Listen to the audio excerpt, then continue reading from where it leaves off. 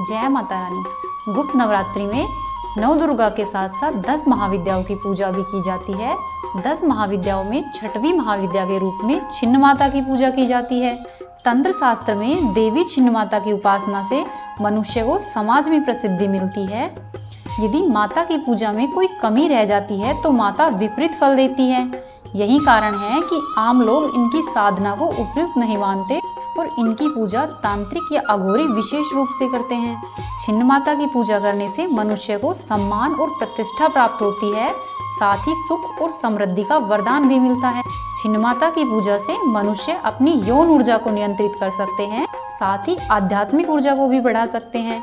देवी माँ अपने साधक को ज्ञान, समृद्धि, विजय और स्वास्थ्य का धन लाभ देती है। छिन्न माता की पूजा उन लोगों के लिए बहुत ही प्रभावी है जो कि बांझपन, यौन रोग या फिर ऋण संबंधी समस्याओं से सामना कर रहे हैं। छिन्न माता की पूजा व्यावसायिक हानि से उभारने में भी मदद करती है। माता की पूजा से मनुष्य अपने मूल आधार चक्र को जागृत कर सकते हैं। माँ छिन्न माता की 3 आंखें हैं। बायां पांव आगे की ओर बढ़ाए हुए वे कमल पुष्प कर खड़ी है। माता के पांव के नीचे रति और कामदेव दोनों शयन अवस्था में हैं। माँ छिन्न माता का गला सर्पमाला तथा मुंडमाला से सुशोभित है। माता के बिखरे हुए खुले बाल है, जिह्वा बाहर है और आभूषणों से सुसज्जित माँ नग्नावस्था में दिव्य रूप में है। दाएं हाथ में तलवार है और बाएं हाथ में माता ने अपना ही कटा हुआ मस्तक ले रखा है। माता के अगल बगल में डाकिनी और शाकिनी खड़ी हुई है, जिन्हें माता रक्तपान करा रही है और माता स्वयं भी रक्तपान कर रही है।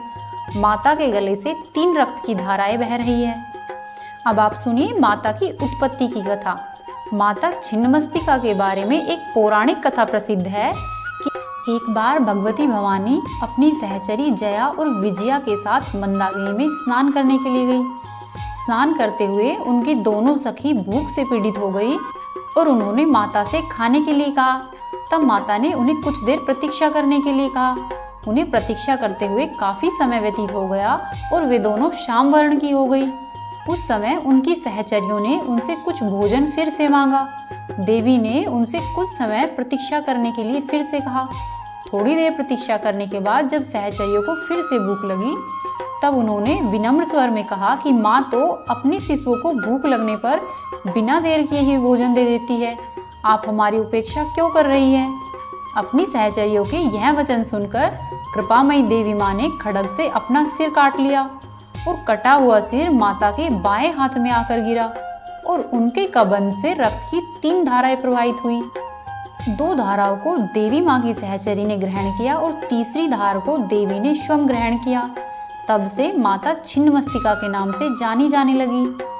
ऐसा विधान है कि आधी रात अर्थात चतुर्थ संध्या काल में छिन्न माता की उपासना से मनुष्य को सरस्वती की सिद्धि प्राप्त हो जाती है। शत्रु पर विजय, समूह स्तंभन, राज्य प्राप्ति या फिर दुर्लभ मोक्ष प्राप्ति के लिए छिन्न माता की उपासना की जाती है। बोलो ओमकारा शेरा वाले का बोल साचे दरबार की जय। वीडियो को लाइक करें, चैनल को सब्सक्राइब करें और वीडियो को शेयर करें और कमेंट बॉक्स में जय माता दी जरूर लिखें।